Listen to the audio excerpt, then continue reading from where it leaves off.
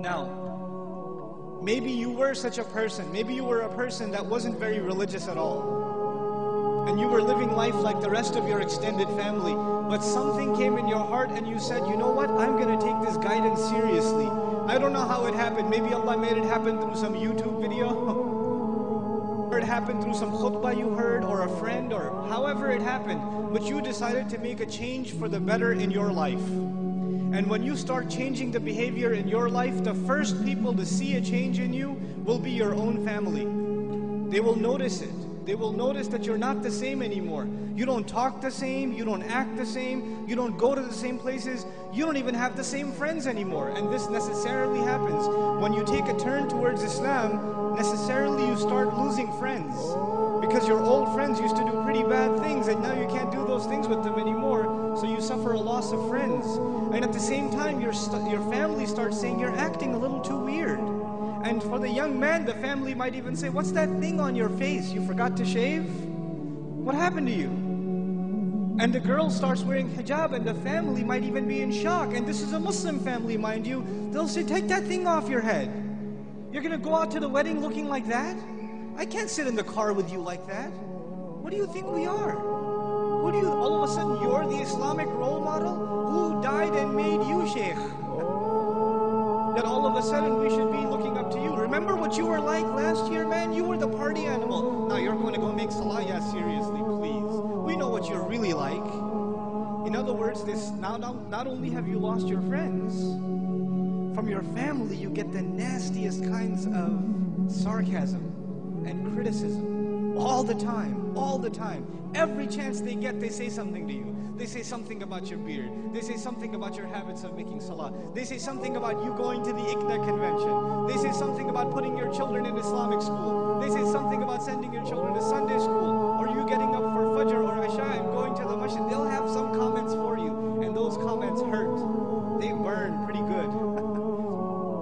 This happens to young men in the audience, where their parents start telling them to stop hanging out with their other Muslim friends. Don't go to the masjid, don't waste your time. SubhanAllah. Muslims themselves, you think non-Muslims are averse to Islam? Have you seen what Muslim families are doing to their own? What parents are doing to their children? I know of cases myself where parents said, we will not pay your college tuition. We will not look for a wedding made for you until you take that hijab off. We will not do it. We do not accept you as our daughter until you take that thing off. We will not show our face in public with you. You can't go with us anywhere. This is the mother telling. And you know what they'll say? What's amazing about that? They'll make you feel bad about yourself. They'll tell you, what kind of daughter are you? You should be ashamed of yourself. You're embarrassing your parents. We're Muslim, but we're not Muslim. We're not that. We're not those kind of Muslims. That's not how we do things in our family. That's what they'll say. Our family is different. We don't do things like that in our family. That's those masjid people. Don't be like those masjid people. That's what they'll say. And you know what's amazing about that? If you look at a portrait of your great-grandparents from back in the day, good old great-grandpa's got a big old beard and you can't even see grandma's face. So who's being true to the family and who's an embarrassment to the family? See, this is Muslim families today. And you're in the midst of all of this. And you know what happens? Because you've made a decision to turn towards Islam, if an enemy of Islam came to you and said, abandon your religion, you'd say, oh yeah? I'm going to be even more committed.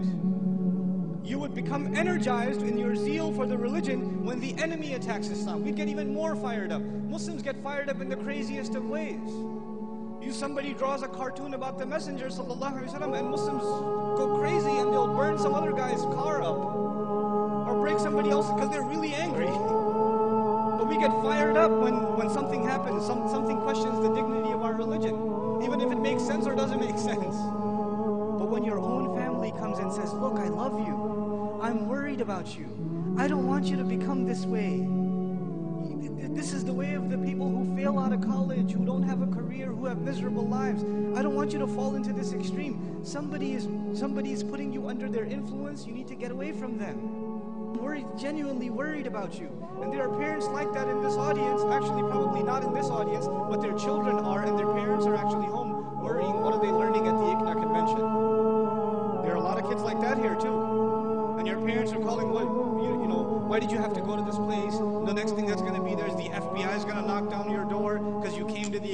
they're paranoid. They see stuff on TV and they become paranoid. And you're in the middle of all of this. And it becomes hard to hold on to your religion in the middle of all of this. It becomes hard. Because it's not the enemy of Islam that's pulling you away. Who's pulling you away?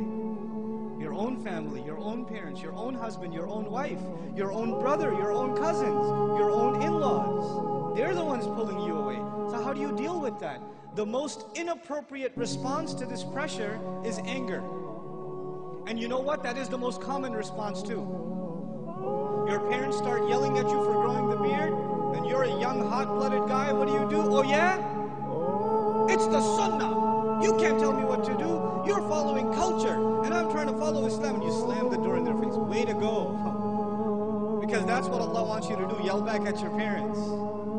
And they're just they're talking about your beard. What was Ibrahim's father talking about, alayhi salam? Was he talking about something small or something big?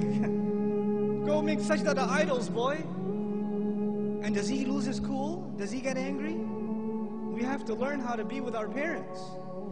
Even when they call you away from deen, it doesn't matter if they're Muslim or not. وَإِن جَاهَدَاكَ عَلَىٰ أَن تُشْرِكَ بِمَا لَيْسَ لَكَ بِهِ عِلْمٍ فَلَا تُطِعْهُمَا وَصَاحِبْهُمَا فِي الدُّنْيَا مَعْرُوفًا. Allah Azza wa Jalla tells us, if they struggle against you to make you follow what they themselves have no knowledge of, don't obey them while at the same time accompanying them in the most dignified fashion. Obeying them is separate, respecting them is separate. Just because you didn't obey them for the sake of Allah, when it came to matters of halal and haram, or when it came to matter of iman and shirk or kufr, just because you didn't obey them does not give you the right to get angry at them. You can't. Subhanallah walhamdulillah wa la ilaha illallah. Subhanallah walhamdulillah wa la